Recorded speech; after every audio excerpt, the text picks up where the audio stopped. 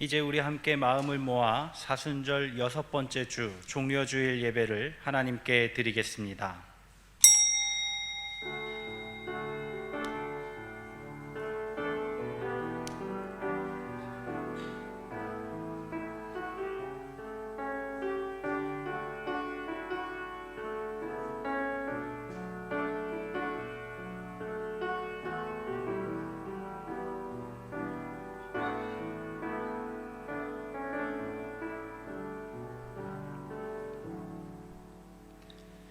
시온에 따라 크게 기뻐할지어다. 예루살렘에 따라 즐거이 부를지어다.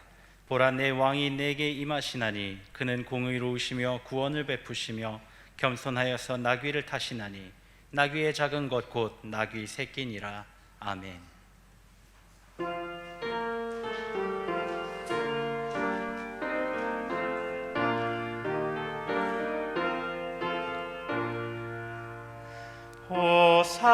호산나 호산나 다 노래 부른다. 수많은 아이들이 즐거운 노래로 그 품에 안으시고 복 주신 주님께 온몸과 마음 드려 주 찬양합니다. 저 감람산 길 따라 큰 물이 따르며 그 손에 종려 가지 흔들며 외친다. 만왕의 왕 주 예수 나귀를 타시고 그 어린이들 노래 다 받아 주신다. 호산나 그의 노래 우리도 부르자. 주 예수 우리 구주 우리의 전능왕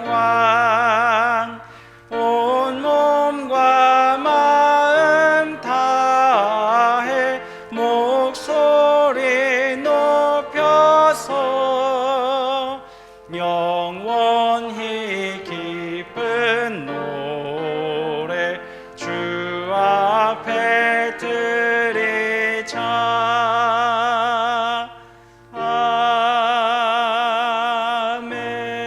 아멘. 시온에 따라 크게 기뻐할지어다. 보라, 내 왕이 내게 임하시나니 그는 공의로우시며 구원을 베푸시며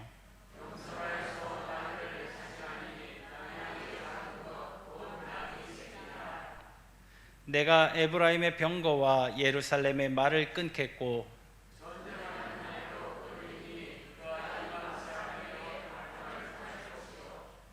그의 통치는 바다에서 바다까지 이르고 앞에서 가고 뒤에서 따르는 무리가 소리 높여 이르되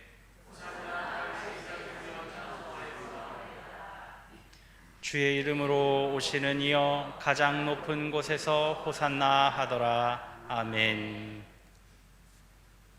전능하사 천지를 만드신 하나님 아버지를 내가 믿사오며 그의 외아들 우리 주 예수 그리스도를 믿사오니 이는 성령으로 잉태하사 동정녀 마리아에게 나시고 본디오 빌라도에게 고난을 받으사 십자가에 못 박혀 죽으시고 장사한 지 사흘 만에 죽은 자 가운데서 다시 살아나시며 하늘에 오르사 전능하신 하나님 우편에 앉아 계시다가 저리로서 산자와 죽은 자를 심판하러 오시리라. 성령을 믿사오며 거룩한 공예와 성도가 서로 교통하는 것과 죄를 사하여 주시는 것과 몸이 다시 사는 것과 영원히 사는 것을 믿사옵나이다. 아멘.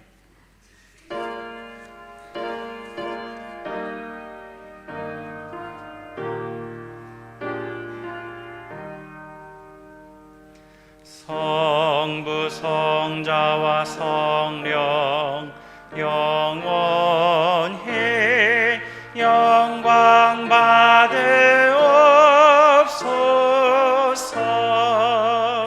태초로 지금까지 또 길이 영원 무궁 성삼위께 영광. 아멘.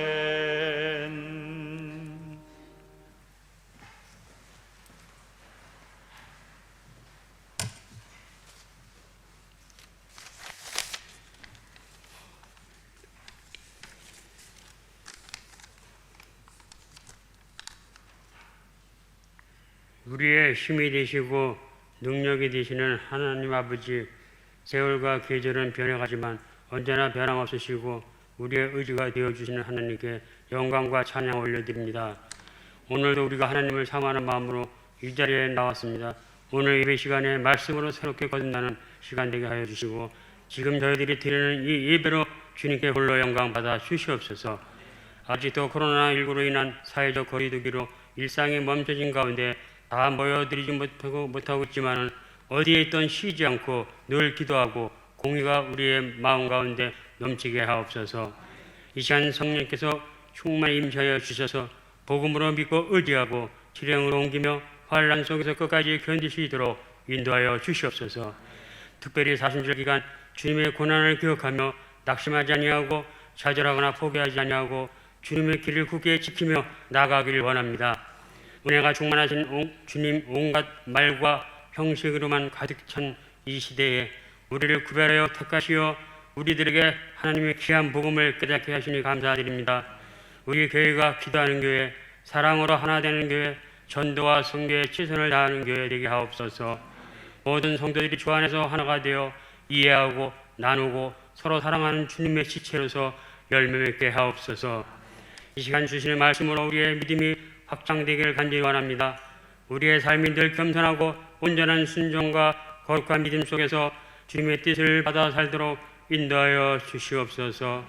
생명의 말씀을 전하실 목사님을 성령의 권능으로 붙잡아 주셔서 말씀을 선포하실 때 저희들이 새 힘을 얻고 영과 육이 솟게 하여 주시옵소서. 오늘도 이 예배 가운데 역사하실 주님을 기대하며 우리를 구원하신 우리 주 예수 이름으로 감사하며 간절히 기도드리옵나이다.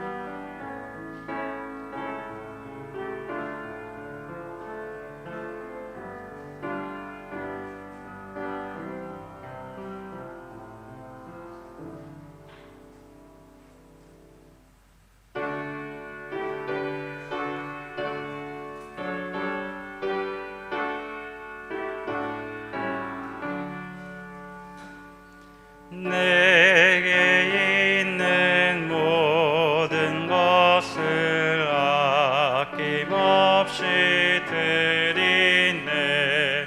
사랑하고 의지하며 주만 따라 살리라. 주께 드리네. 주께 드리네. 사랑하는 구주 앞에 모두 드리네.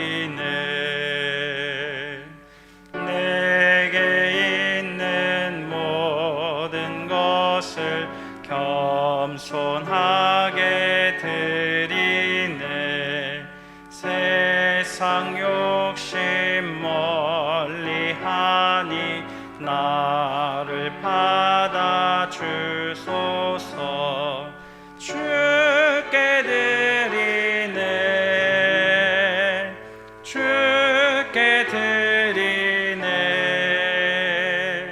사랑하는 구주 앞에 모두 드리네. 내게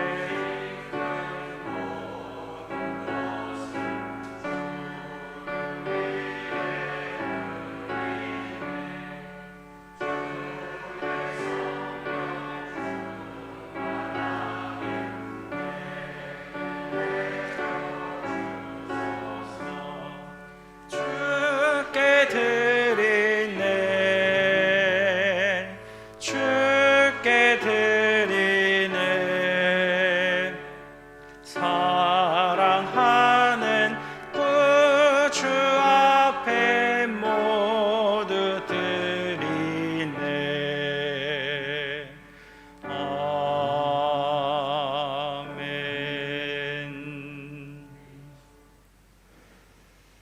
코비드19로 암울해진 2021년 고난 주일에도 변함없는 믿음으로 성전을 찾게 하신 하나님, 우리를 위해 독생자 예수 그리스도를 보내주셨음을, 우리를 위해 십자가에 달려 고난당하셨음을, 여전히 죄가 판치는 죄인들의 삶의 현장에서 영으로 오셔서 일하고 계심을 기억하며 감사의 마음으로 준비하는 금을 제단에 올려 봉헌합니다.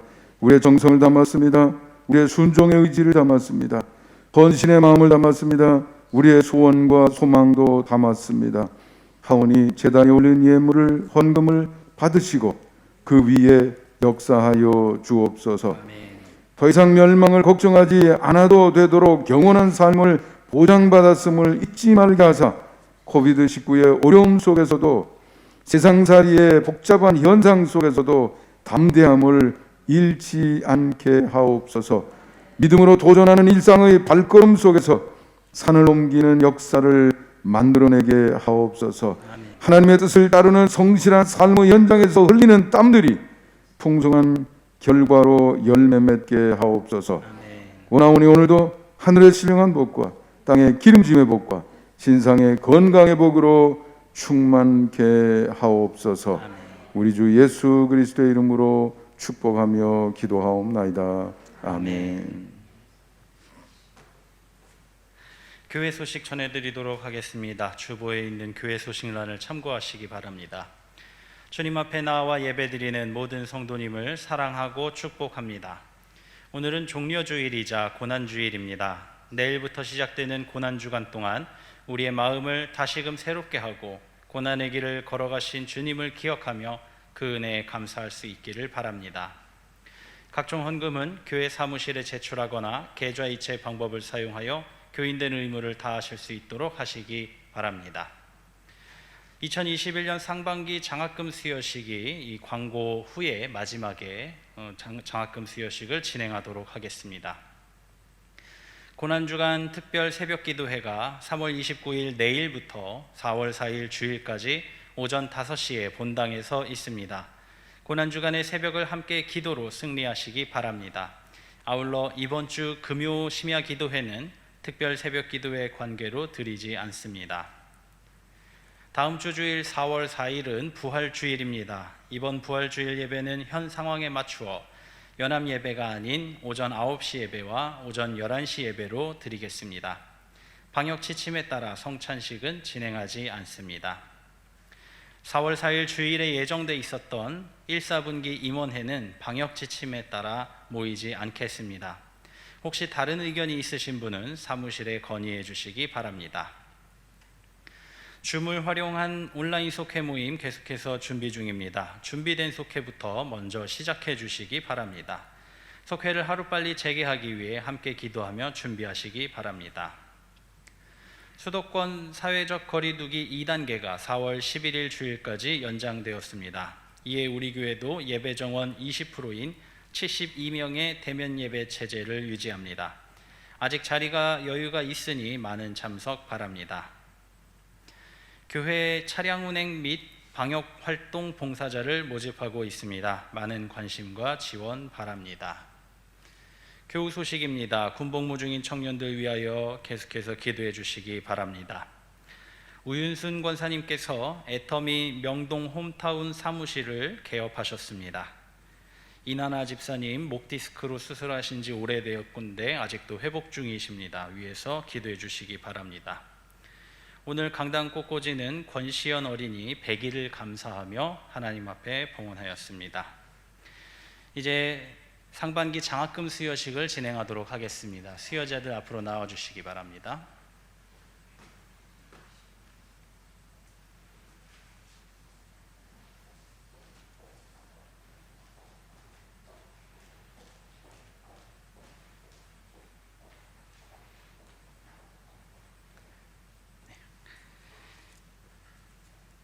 장학증서 제2021-1호 이름 김하영 일금 100만 원. 위 사람은 모범적인 신앙생활을 하였기에 송산교회 장학위원회에서 2021년도 1학기 장학생으로 선정하여 소정의 장학금을 드립니다. 주후 2021년 3월 28일 기독교대한 감리회 송산교회 장학위원장 이재호 권사, 담임 목사 간규진 목사.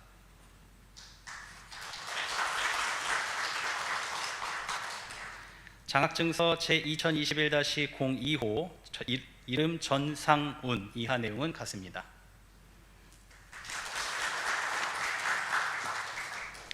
장학증서 제2021-03호 이름 안민주 일금 100만 원. 이 사람은 송산교회 교육전도사로서 헌신하고 수고하였기에 송산교회 장학위원회에서 2021년도 1학기 장학생으로 선정하여 소정의 장학금을 드립니다. 주후 2021년 3월 28일 기독교대한 감리회 송산교회 장학위원장 이재호 권사, 담임 목사 안규진 목사. 뒤로 도시고 인사하시기 바랍니다.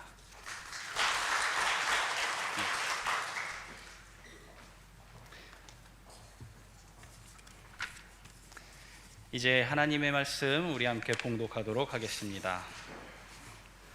오늘 우리에게 주시는 하나님의 말씀은 신약 성경 빌립보서 2장 5절에서 11절 말씀입니다. 받들어 봉독하도록 하겠습니다. 너희 안에 이 마음을 품으라. 곧 그리스도 예수의 마음이니 그는 근본 하나님의 본체시나 하나님과 동등됨을 취할 것으로 여기지 아니하시고 오히려 자기를 비워 종의 형체를 가지사 사람들과 같이 되셨고 사람의 모양으로 나타나사 자기를 낮추시고 죽기까지 복종하셨으니 곧 십자가에 죽으심이라. 이러므로 하나님이 그를 지극히 높여 모든 이름 위에 뛰어난 이름을 주사 하늘에 있는 자들과 땅에 있는 자들과 땅 아래에 있는 자들로 모든 무릎을 예수의 이름에 꿇게 하시고 모든 입으로 예수 그리스도를 주라 시인하여 하나님 아버지께 영광을 돌리게 하셨느니라. 하나님의 말씀입니다. 예수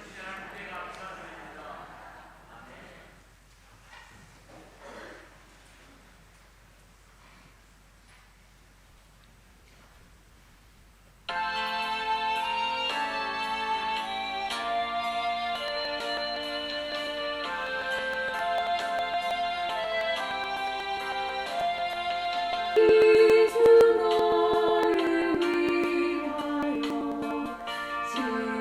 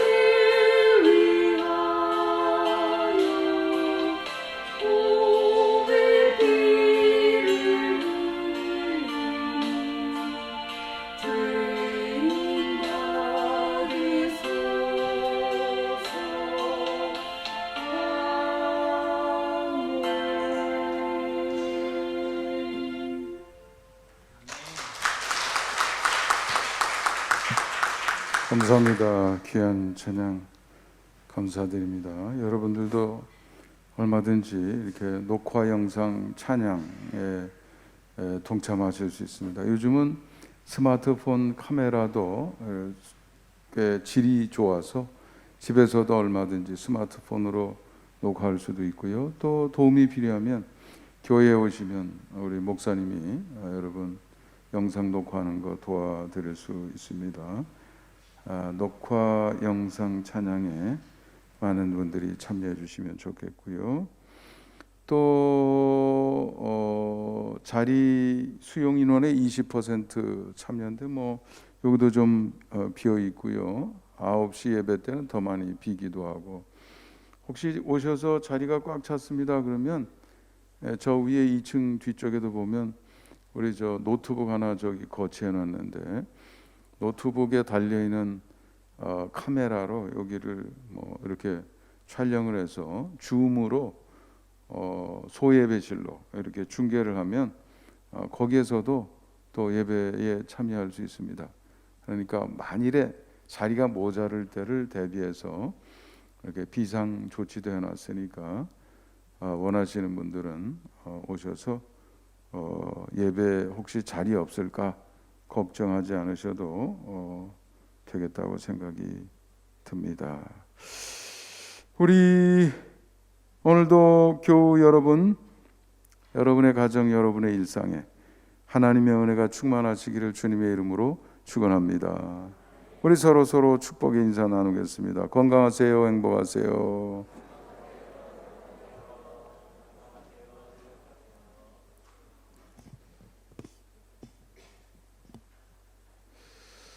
네, 저는 세상 돌아가는 모습이나 이런 것들을 늘 들여다보고 관찰해 보면서 세상의 지혜나 또 정치가의 약속들이라든지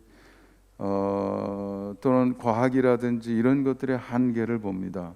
하나님의 말씀 아니고는 행복하고 아름답고 탁월하고 조화롭고 평화가 가득한 그런 삶이 가능하지 않습니다. 오늘도 우리는 그래서 하나님의 말씀으로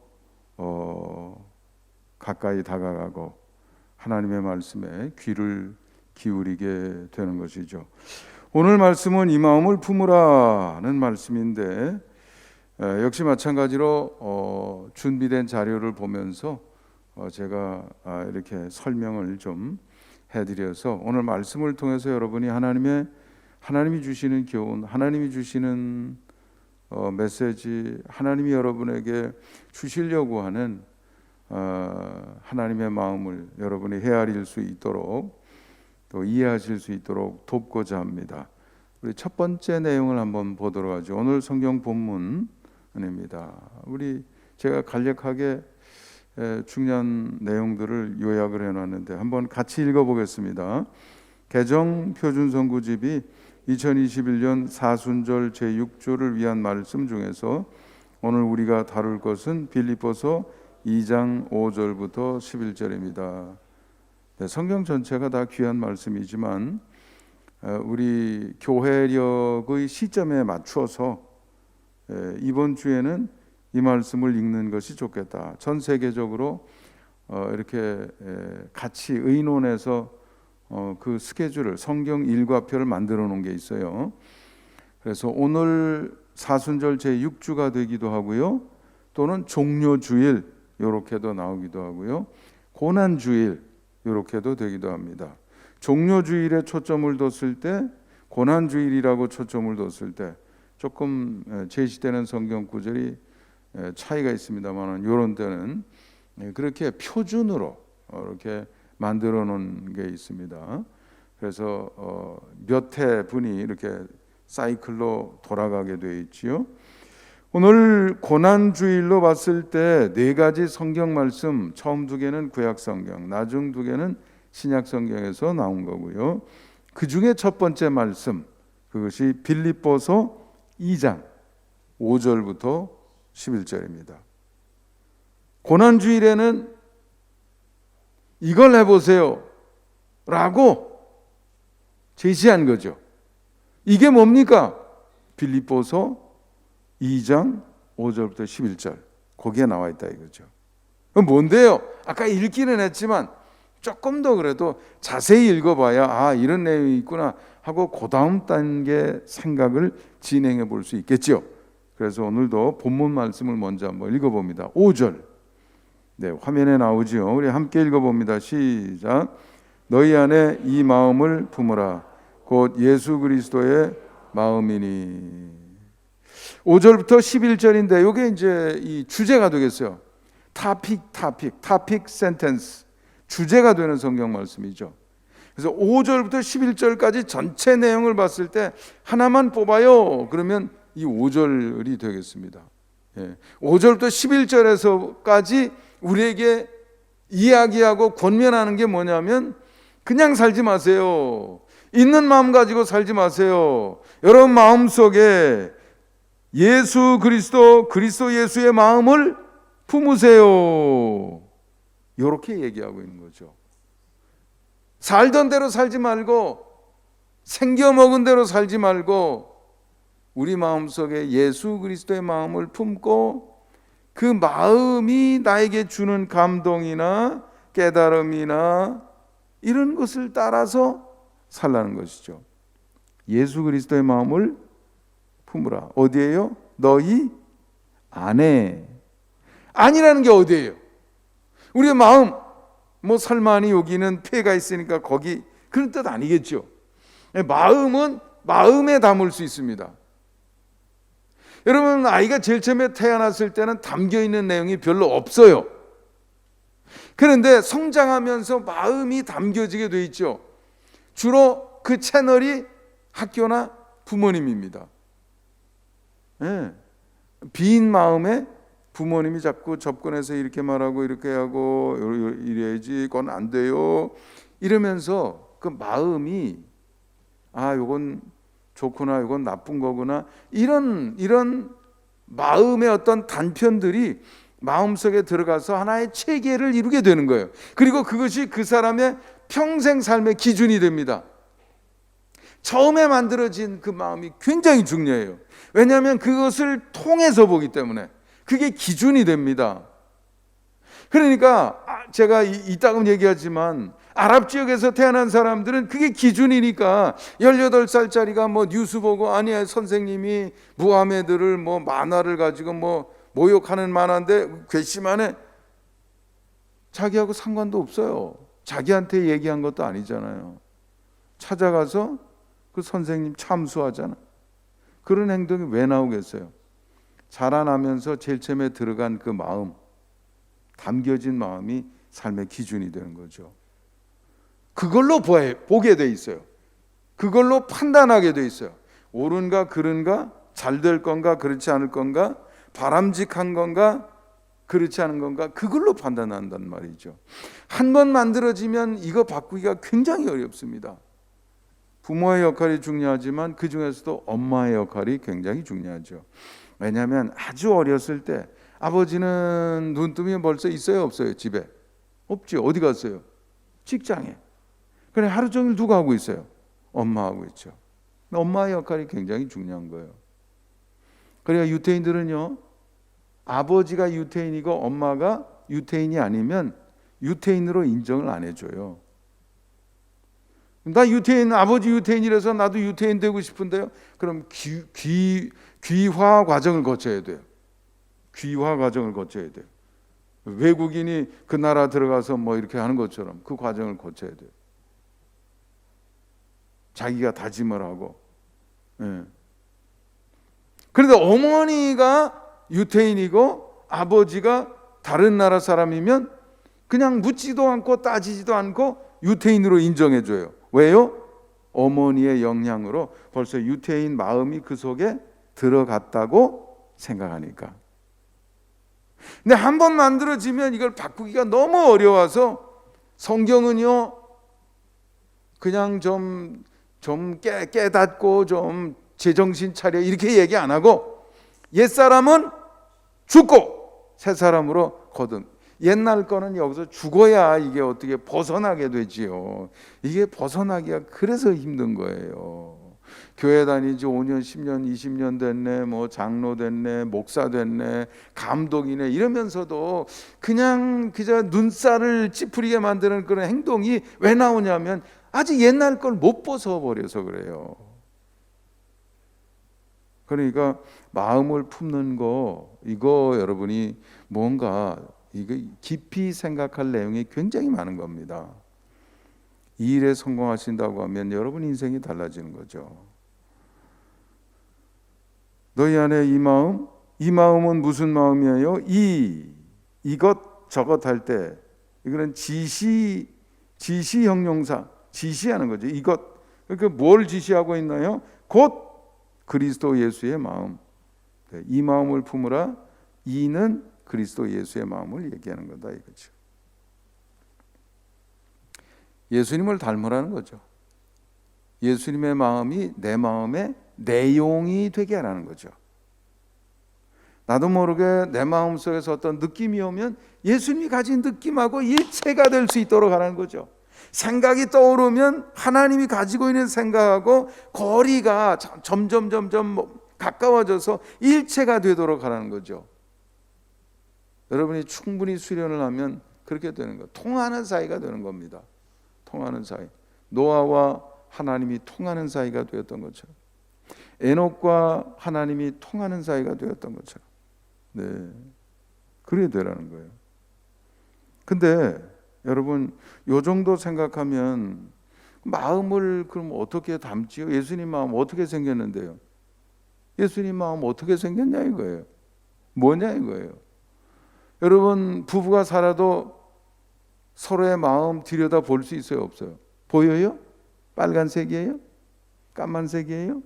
마음은 직접 관찰의 대상이 아니다 이거예요. 그러니까 마음은 짐짓 속일 수 있어요. 위장할 수 있어요. 그러니까 사기꾼이 생겨나는 거죠. 몰라요. 표정도 그럴듯하게 만들면 몰라요. 그래서 수사하는 사람들은 거짓말 탐지기를 사용합니다. 왜냐하면 우리 몸은요, 자율신경계는 내가 직접 통제를 못해. 거긴 별도로 돌아가요. 여러분 잠이 오면 내가 잠자지 마 그러면 잠 안 와요? 잠자지 마 그래도 자꾸 눈꺼풀이 무겁게 내려오잖아요. 그래요 안 그래요? 자꾸 둥둥둥둥 뛰고 불안하면 가만히 있어. 뭘 그래? 가만히 있어 그러면 심장이 갑자기 조용해지나요? 아니에요. 계속 둥둥둥둥 뛰어요. 독자적인 영역이 자율신경 계통이다 이거죠. 그러니까 조사하는 사람들은 벌써 거짓말하면 불안해서 여기에 벌써 이게 무슨 심장박동이나 여러 가지 생체 그 리듬이라든지 거기에 나오는 파장 이런 것들에 반영이 되는데 그걸 통제를 못해요. 너무 오랫동안 그런 사기를 치면서 이런 행동을 했으면 어느 정도 그게 따라가기는 하는데 그 독자적인 영역이 아니다 이거죠. 네, 그런 거를 감지해서 아는 거 아니에요. 그렇죠? 그런 신호를 봐야 돼요. 거짓말 탐지기에 나오는 신호, 우리 눈으로 관찰할 수 있는 신호, 표정, 제스처, 뭐 이런 거 전문가들이 있죠. 그런 걸 보면 아 지금 저 사람 벌써 속에 지금 불안하고 지금 뭔가 지금 속에 딴 생각하고 있다. 이런 모양이 이럴 때 나오는 거다. 관찰하는 거거든요. 또는 삶의 내용을 보면 알아요. 아, 이런 방식의 삶을 살아가고 있다. 저런 방식의 삶을 살아가고 있다. 그 내용을 보면 안다 이거죠. 그러니까 우리가 겉으로 표현되는 것은 어디에서 나온 거예요? 마음에서 나온 거기 때문에 그걸 보고 다시 어디를 들여다볼 수 있어요? 마음을 들여다볼 수 있는 거죠. 그러면 예수님의 마음을 품고 싶은데 예수님 마음 어떻게 생겼는데요? 뭘 봐야 되겠어요? 예수님의 삶을 봐야 되겠죠. 그래서 6절, 7절, 8절이 나오는 겁니다. 6절, 7절, 8절 한번 우리 읽어보겠습니다. 제가 먼저 읽을게요. 그는 근본 하나님의 본체시나 하나님과 동등됨을 취할 것으로 여기지 아니하시고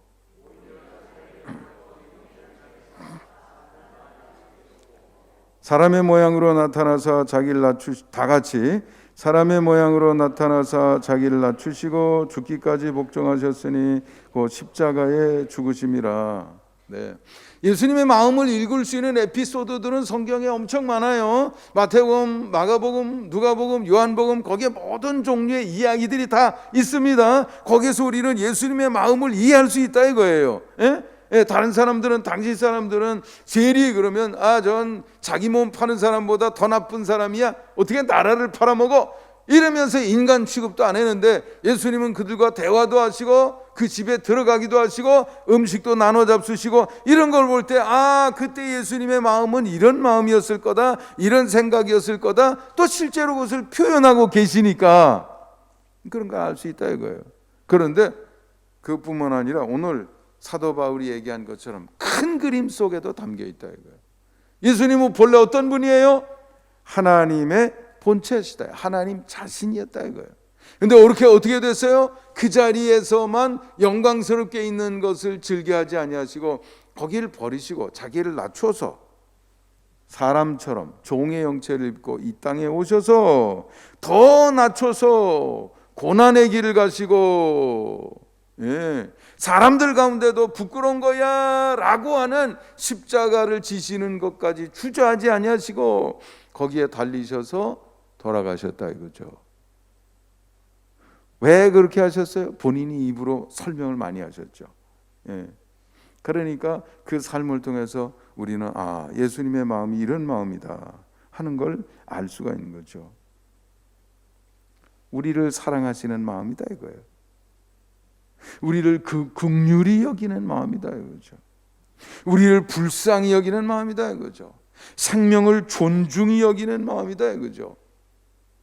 죽어가는 생명을 구원하기 위해서 자기를 희생하는 것도 불사하는 마음이다 이거죠. 그게 하나님의 뜻이기 때문에 하나님의 뜻을 소중히 여기고 하나님의 뜻을 이루기 위해서는 물불 가리지 않는 그런 마음이기도 하다 이거죠. 죽는 거를 두려워하지 아니하고 생명을 유지하는 것을 목표로 삼지 않고 오히려 그것을 대가로 지불하면서도 죄인을 구원하며 하나님의 뜻을 이루는, 거기에 더 가치를 두는 그런 마음이다 이거죠. 우리가 이 큰 예수님의 삶 전체에 아주 이 핵심만 봐도 그분의 마음을 중요한 측면을 파악할 수 있는 줄 믿습니다. 그러면 그걸 품을 수 있잖아요 이제는. 그렇죠? 서로 어떻게 되겠어요? 긍휼히 여겨야죠. 소중히 여겨야죠. 그래도 교회 와서 망치질도 하고 이런 거 할 정도 돼야 그래도 좀 가치 있는 사람이죠. 아직 걔는 애기고 어린애고 젊고 천방지축이고 노인네고 이렇게 구별하고 차별해야 되나요? 아니다 이거예요. 모든 생명은 하나님 앞에 다 동일하게. 그러니 우리의 마음속에서도 누구를 대하든지 똑같이 애틋한 마음으로 대해야 되겠어요? 말아야 되겠어요? 그래야 되겠다 이거죠.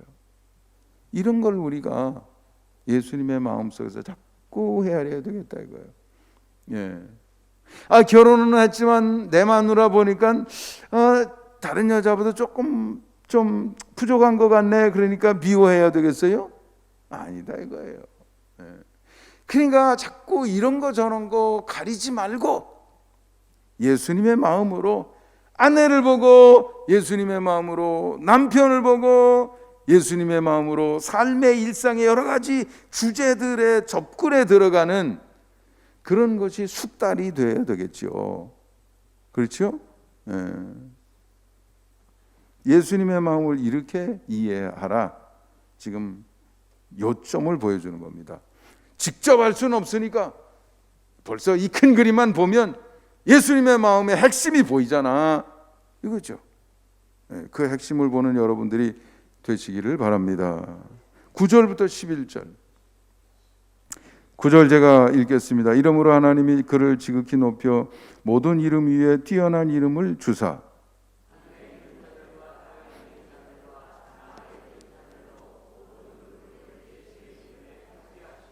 다 같이 모든 입으로 예수 그리스도를 주라 시인하여 하나님 아버지께 영광을 돌리게 하셨느니라.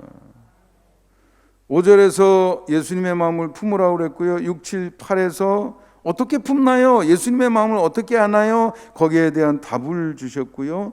9, 10, 11은 예수님의 마음을 품고 살았을 때 그 결과가 어떻게 될 것인가를 보여주는 거죠. 예수님이 당연히 예수님의 마음을 품고 사셨겠죠. 예수님이시니까. 그랬더니 그 결과가 어떻게 됐냐 이거죠. 하나님이 예수님을 지극히 높이셨다. 모든 이름 위에 뛰어나게 하셨다 이거예요. 하늘 위에 있든지 땅에 있든지 하여간 땅 아래에 있든지 모든 구분법을 다 동원해서 모든 종류의 존재들이 예수님 앞에 어떻게 하겠어요? 무릎을 꿇게 하셨다 이거예요. 모든 입으로 예수님을 주라 시인하도록 만드셨다 이거죠. 존귀하게, 소중하고 아름답고 가장 탁월한 모습이 되게 하셨, 존재가 되게 하셨다 이거죠. 만약 우리도 예수님의 마음을 품고 살아간다고 하면 이런 현상이 우리에게도 따라온다 이거예요. 1등하는 친구를 보고 나도 좀 열심히 공부해야 되겠네. 그 사람이 1등하더니 상도 받았어, 상금도 받았어. 아이고 그러더니 선생님이 인정해가지고 맨날 칭찬도 해주시고 이번엔 선생님이 반장도 시켰어. 그러면 그걸 내가 보고 흉내를 내서 나도 1등 되면 선생님이 기특하다고 그러겠어요, 안 그러겠어요? 친구들이 부러워하겠어요, 안 하겠어요? 자기를 존중하고 따라와서 나 이거 잘 모르는데 좀 가르쳐줘 그러겠어요, 안 그러겠어요? 마찬가지다 이거죠. 여러분이 예수님의 마음을 품고 살아간다고 하면 이런 아름다운 일이 일어나게 될 줄 믿습니다. 그렇게 사는 아내는 남편이 존중하게 되고, 그렇게 사는 남편은 아내가 존중하게 되고, 그렇게 사는 부모는 자식들이 존중하게 되고, 그렇게 사는 자녀들을 보면 부모님 마음이 대견하고 좋고 늘 행복하고 싸울 일이 점점 없어지고, 이 마음을 품고 실천하면 달라져요. 가정이 천국이 될 줄 믿습니다. 그래서 사도 바울이 빌립보 교회에 이 권면을 주고 있는 거죠. 우리 두 번째 보겠습니다. 다음, 오늘의 말씀의 배경은 뭡니까? 한번 읽어봅니다. 시작. 빌립보서는 에베소서, 골로새서, 빌레몬서 등과 함께 사도 바울의 옥중에서 기록하였다 하여 옥중 서신으로 명명되었습니다. 바울은 특히 빌립보 교회가 유대주의적 율법주의자와 반도덕주의자들의 선동으로 분열 양상을 보이고 있다는 소식을 듣고 이에 대응하기 위해 보낸 서신입니다. 빌립보 교회는 특별한 교회죠. 사도 바울이 2차 전도 여행을 나갔다가 아시아 선교를 하다가 중간에 자꾸 길이 막히는 거예요. 다음 계획이 있는데 자꾸 풀리지가 않아요. 길이 막혀요. 진행이 안 돼. 그러는 동안에 기도하고 이렇게 씨름하는 동안 하다가 환상을 봤어요. 마케도니아 사람이 손짓을 하면서 우리에게 건너와서 우리를 도와달라고 하는 환상을 봤어요.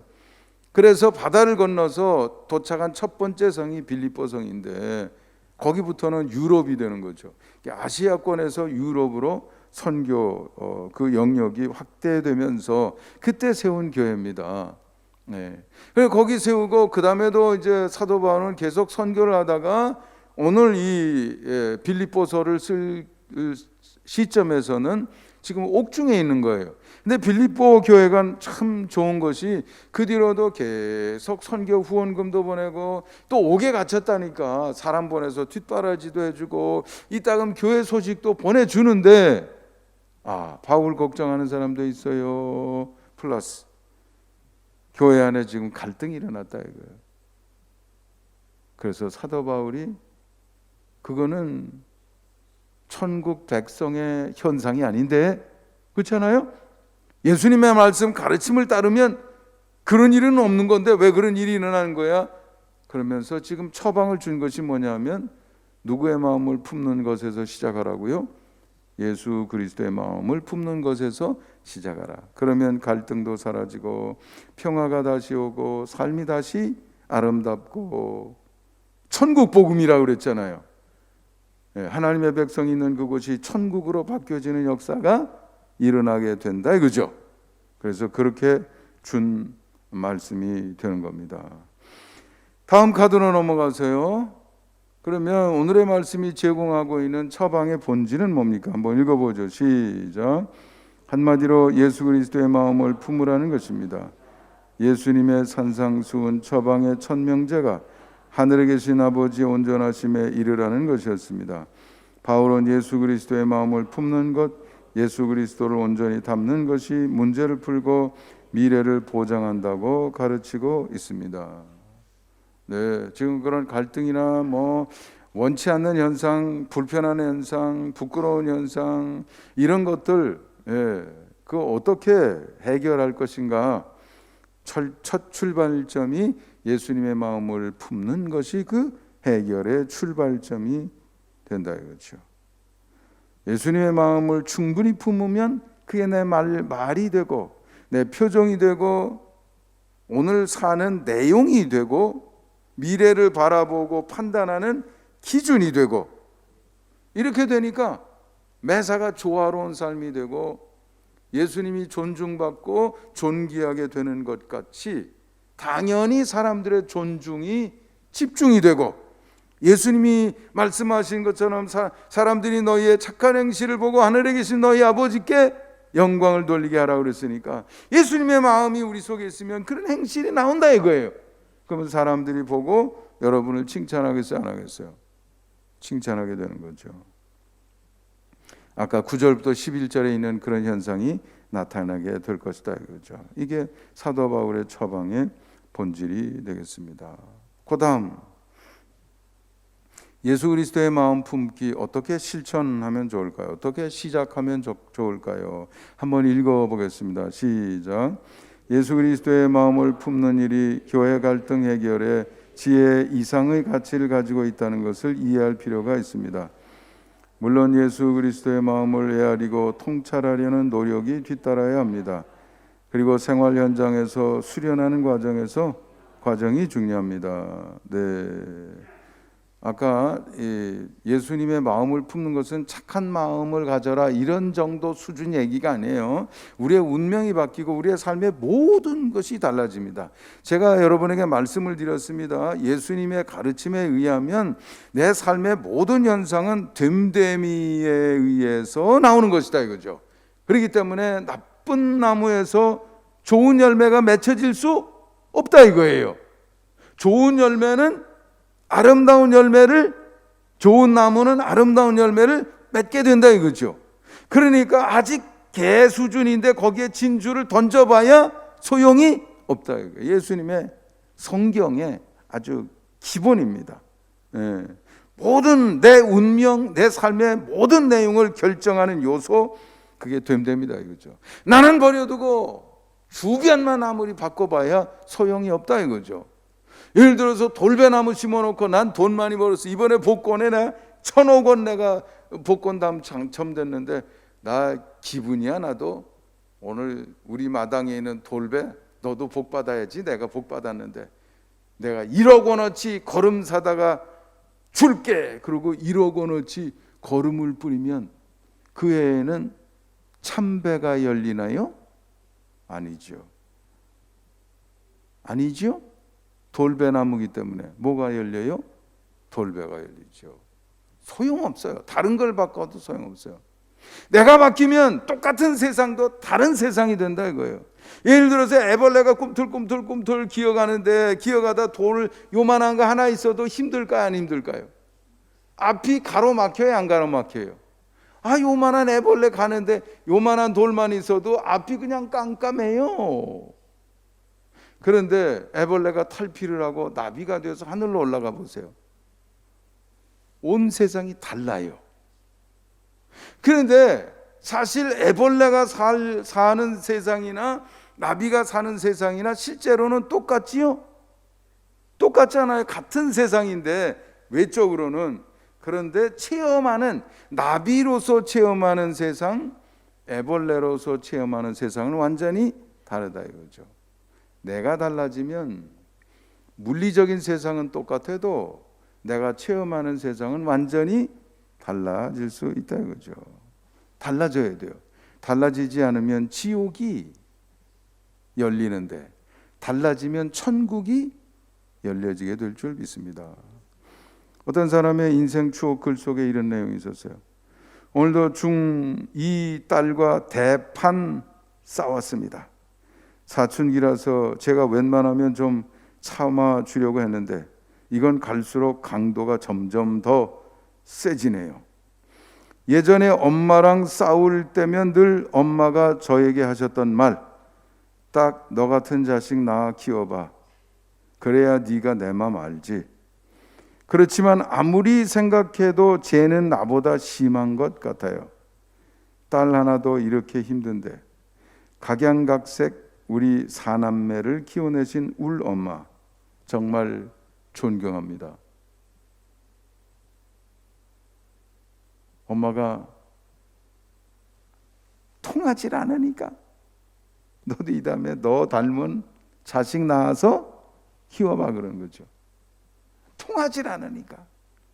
특별히 사춘기 때 안 통해요. 안 통해. 그러니까 뭐 맨날 대판 싸우거나 아니면 입 꾹 담고 원수처럼 사는 거죠. 자기 방에 들어가는데 뭘 문을 쾅 닫고 걸어 또 문을 걸고. 사춘기 아이들.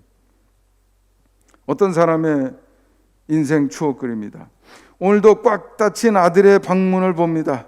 겨우 주말에 한 번 정도 식탁에 마주 앉을 때에도 말없이 밥만 먹는 녀석을 보면서 아이고 나 중학교 때 우리 어머니 아버지 얼마나 답답하셨을까 하는 생각에 피식 웃어봅니다. 진짜 말없는 아들이었거든요. 어머니께서 밥 차려주시면서 눈 한 번 흘기시고 꼭 너 같은 아들 낳아 키워봐 하셨는데 이제서 이해가 되는 거예요. 사춘기 때는 이해가 안 돼. 됨됨이가 달라서 어머니의 또는 아버지의 그 긴 세월 동안 만들어진 그 됨됨이 그 마음과 이제 막 사춘기 그 아직 덜 익은 그때는 이 뇌의 전두엽이 막 개발되는 때라 그럽니다. 비판적인 생각, 자기 초월적인 생각, 주체적인 생각을 하는 것이 인간의 특징이 이 전두엽에서 오는 건데 그때 이게 막 개발이 되고 있는 시점이니까 그러니까는 뭐 자기 딴에는 뭐 자기가 옳다고 그러는데 아직 만들어진 제대로 된 마음이 아니에요. 그러니까 통해요, 안 통해? 안 통하죠. 됨됨이가 달라서 그런 거예요. 그러니까 오늘 예수님의 마음을 품는 이 과제가 얼마나 중요한 것인가. 예수님도 우리에게 그런 답답함을 느끼시는 거예요. 여러분 성경 읽어보세요. 하나님이 그런 답답함을 느끼시는 거예요. 성경 전체가 그 답답함의 이야기예요. 목이 고든 백성 들어도 듣지 못하고 보아도 보지 못하고 하나님의 마음과 우리 마음 사이에 거리가 너무 많으니까 하나님을 이해하지 못하고 있는 거죠. 그러니 우리는 예수 그리스도의 마음을 품어야 될 줄 믿습니다. 자, 두 번째로 그럼 원리를 이해했으면 예수님 마음 담기 실제 첫 단계죠. 어떻게 해야 됩니까? 아까도 말씀드렸지만 예수님의 마음 직접 못 보니까 예수님의 일화들을 자꾸 읽어봐야 되겠죠. 고난주간 때 고난주간 예수님의 행적을 한번 들여다본다든지 복음서를 다시 여러 가지 에피소드를 보면서 예수님의 마음을 거기서 자꾸 찾아보는 거죠. 그런 노력이 필요해요. 그런데 그게 표면적 이해가 되지 않고 심층적인 이해가 되려고 그러면 자꾸 묵상하고 자꾸 사고를 더 깊이 하려고 하는 노력이 필요합니다. 전에 어떤 글을 읽으면서 감동을 받았던 일이 있습니다만은 80 노모가 집에 모처럼 오셔서 생선구이를 해드렸더니 그렇게 잘 잡수더래요. 근데 퍼뜩 옛날 어머니 말씀이 생각나는 거예요. 자녀들에게 생선을 해주면 어머니는 안 잡수고 자식들만 줘서 어머니도 잡수세요 그랬더니 야야 난 맛없어. 난 생선 대가리가 제일 맛있더라. 생선 대가리만 가지고 그러시던 어머니 지금 보니까 생선 살을 그렇게도 맛있게 잡수는 거예요. 그때는 이해를 못했지요. 그때는 어머니 말의 표면만 이해를 했던 거예요. 그래서 대가리만 정말 좋아하시나 보다 그랬죠. 지금에 와서 들여다보니까, 어머니의 마음을 깊이 들여다보니까 대가리만 좋아하시는 게 아니라 어머니가 진짜 좋아하셨던 것들은 자식이었던 거죠. 자식에게 그걸 주고 싶었던 거죠. 그렇게 깊이 예수님의 마음을 이해하려고 하는 노력이 뒤따라야 된다 이거죠. 세 번째, 그 다음 단계는 현장 수련 단계입니다. 현장에서 자꾸 흉내내 봐야 돼요. 예수님이 말이죠, 그 보잘것없는 사람들, 죄인들, 뭐 심지어는 문둥이, 뭐 이 저 나병 환자, 그 당시에는 가까이 오면 돌로 던지고 이런 대상인데 그거 환영해주고 만져주고, 네. 그런 거 이를테면 여러분 일상 속에서도 불쌍해 보이는 사람 말 한마디 더 던져보고, 주머니 뒤적뒤적거려서 커피라도 한 잔 사줘보고, 자꾸 이런 실천, 모방이죠. 흉내내기. 네, 집에서도 역시 마찬가지로 아내가 힘들어 보면 내가 그것 좀 해주고, 이렇게 자꾸 서로 이렇게 될 때 가정이 평화롭게 되고 행복이 가득하고, 설아를 쳐다볼 때 날 배려해주고 날 저렇게 내가 힘들어할 때마다 또 그걸 또 알아차리고 그걸 또 저렇게 해주려고 하는 그 사람의 마음속에 찡하게 느껴질 거 아닙니까? 네, 그런 수련이 필요하다 이거죠.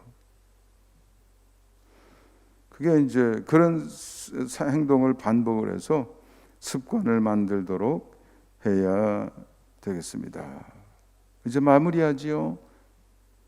다음 카드 한번 보겠습니다. 우리 한번 읽어봅니다. 시작. 돌배나무가 원한다고 참배를 맺을 수는 없습니다. 언제 참 접붙임을 받아 존재 특성을 바꿔야 합니다. 마찬가지로 예수님을 믿기로 작정한 것은 출발에 불과합니다. 신앙생활은 예수님 마음 품기 과정인 것입니다. 그런 연후에야 예고된 아름답고 풍성한 삶이 현실이 되기 시작할 것입니다. 고난주일에서 시작하는 고난주간은 주님 예수님의 마음을 품는 일에 힘써야 할 시기입니다. 기도하시겠습니다. 거룩하시고 자비로우신 하나님 감사합니다. 오늘 주신 말씀 마음속에 새깁니다. 지식으로만 받는 것이 아니라 일상에서 실천하여 예수 그리스도 닮기 목표에 도전하겠습니다. 함께 해주시고 날마다 진보를 보일 수 있게 하옵소서. 예수님의 이름으로 기도하옵나이다. 아멘.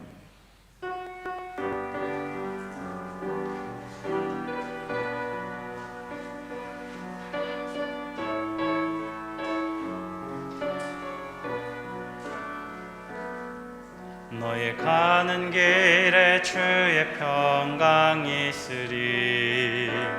평강의 왕 함께 가시니 너의 걸음 주의 인도하시리. 주의 강한 손 널 이끄시리.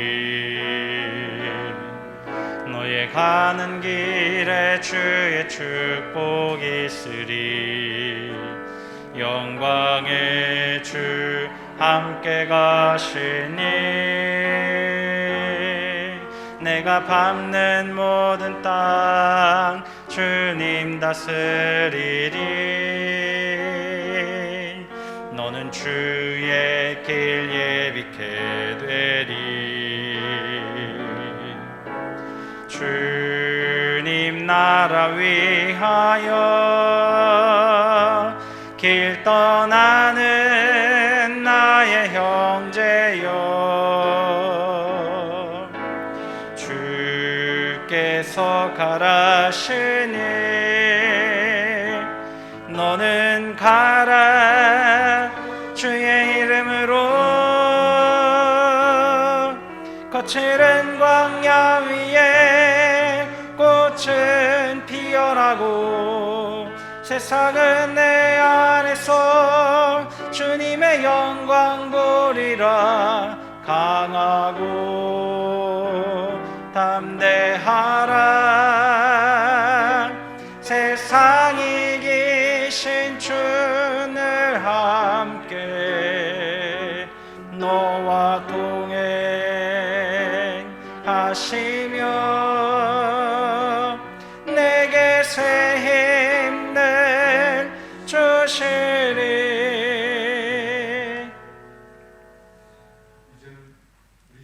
그리스도의 크신 은혜와 하나님 아버지의 극진하신 사랑과 성령님의 감화, 감동, 위로, 인도하심의 역사가 주신 말씀 마음속에 새기며 실천의 자리로 나가고자 하는 주님의 모든 백성들 위해 이제로부터 영원까지 함께 주시기를 간절히 축원하옵나이다. 아멘.